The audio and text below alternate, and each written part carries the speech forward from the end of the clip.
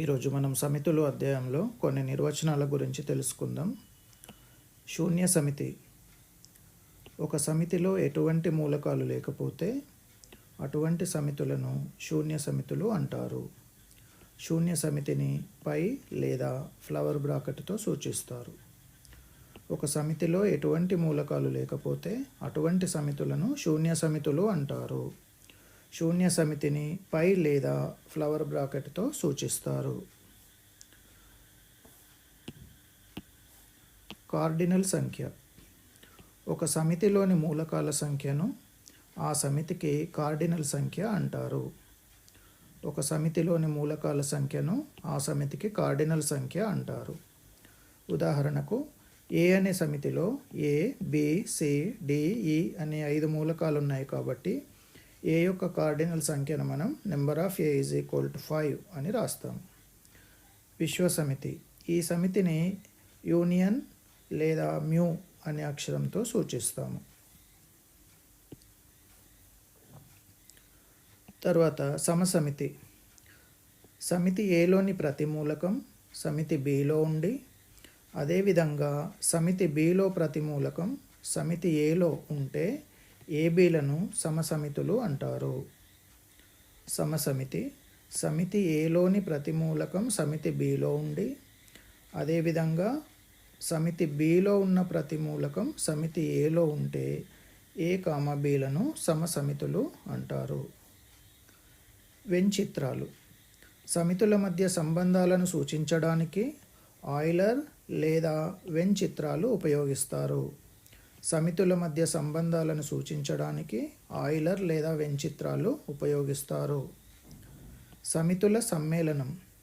ఏ మరియు బి సమితులలోని మూలకాలన్నింటినీ కలిగి ఉన్న సమితి. ఏ మరియు బి సమితులలోని మూలకాలన్నింటినీ కలిగి ఉన్న సమితిని మనం సమితుల సమ్మేళనము అంటాము. సమితుల సమ్మేళనాన్ని యూనియన్ అనే గుర్తుతో సూచిస్తాము. A union B is equal to x such that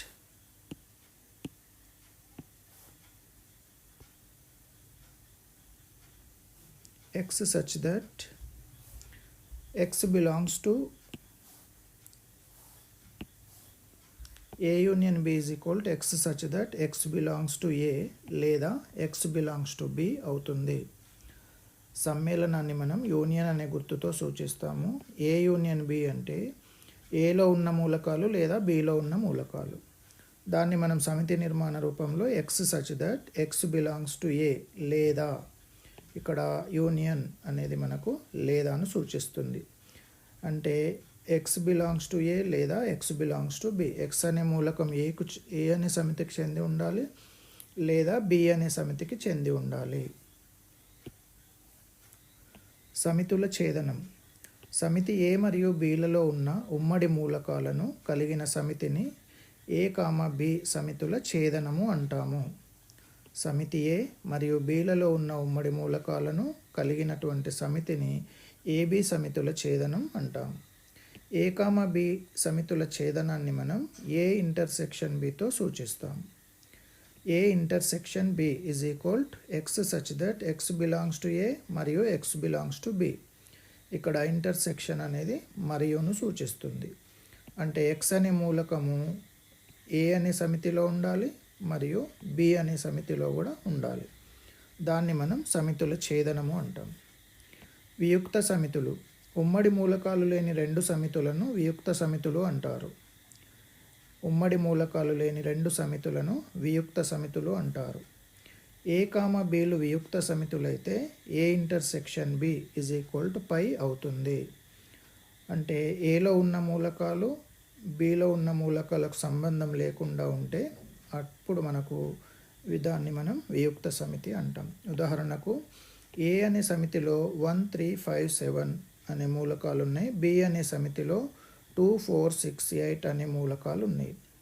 అందువల్ల ఏ బిలు మనకు వియుక్త సమితులు అవుతాయి. అంటే ఈ రెండింటిలో ఉమ్మడి మూలకాలు ఇంటర్సెక్షన్ బి అంటే ఉమ్మడి మూలకాలు ఏమీ లేవు కాబట్టి అటువంటి సమితులను మనం వియుక్త సమితులు అని అంటాం. అప్పుడు A intersection B is equal to శూన్య సమితి అవుతుంది. తర్వాత సమితుల భేదం. మూలకాలు సమితి ఏకు మాత్రమే చెంది బి అనే సమితికి చెందకుండా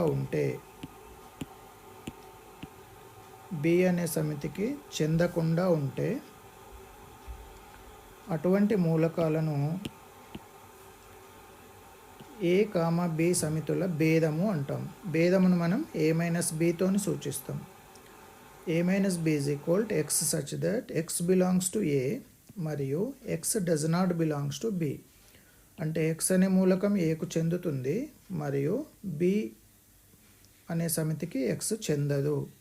మూలకాలు సమితి ఏకు మాత్రమే చెంది, అంటే ఏ అనే సమితికి మాత్రమే చెంది బి అనే సమితికి చెందకుండా ఉంటే, ఆ మూలకము బి అనే సమితికి చెందకుండా ఉంటే అటువంటి మూలకాలను మనం సమితుల భేదముతో నిర్వచిస్తాం. దాన్ని మనం a - b అని రాస్తాం.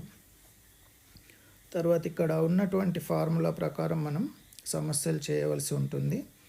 ఈ ఫార్ములాను మనం number of a union b number of a plus number of b minus number of a intersection b.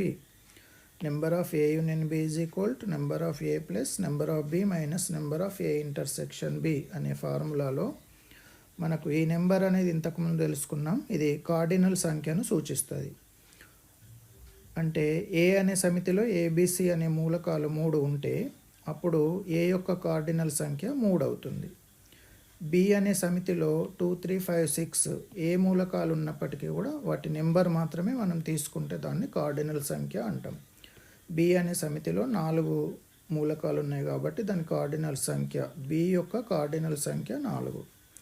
అదే రకంగా ఏ ఇంటర్సెక్షన్ బిలో మూలకాలు 3 ఉన్నాయి కాబట్టి ఏ ఇంటర్సెక్షన్ బి యొక్క కార్డినల్ సంఖ్య 3. ఏ యూనియన్ బిలో 5, 6, 7, 8 అనేటటువంటి 4 మూలకాలు ఉన్నాయి కాబట్టి ఏ యూనియన్ బి యొక్క కార్డినల్ సంఖ్య 4. అందుకని మనం number of A union B = 4 అని రాస్తాం.